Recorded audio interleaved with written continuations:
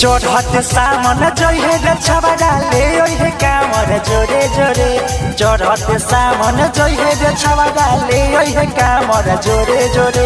घरी हेरे जाला बहा भोरे भोरे सजना मिलतौ गोरे गोरे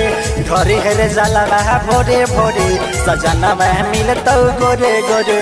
चढ़त सामन जइहे रे छबड़ा ले ओहे कामर जोरे जोरे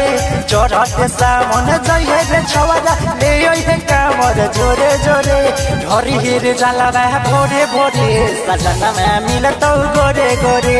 घरी हेरे जाला बहा भोरे भोरे सजना मिलतौ गोरे गोरे घरी हेरे जाला बहा भोरे भोरे सजना मिलतौ गोरे गोरे गोरे गोरे गोरे गोरे गोरे गोरे किन केले है छबड़ा गेरुआ रंग सारी चल चल देव घर में लाइन मिलतौ भारी लाइन मिलतौ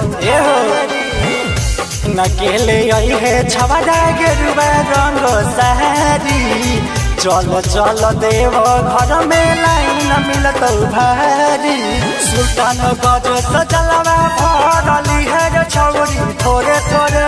सुल्तान गज सजलवा भरली है छौरी थोरे थोरे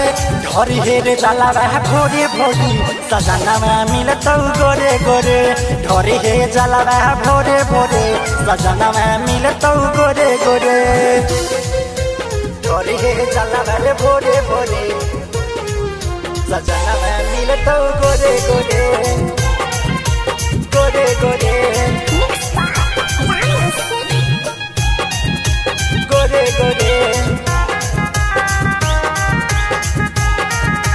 गोरे गोरे कामर पली खाले करन जिला मोतिहारी जल ढार जैतौ आसबी बिहारी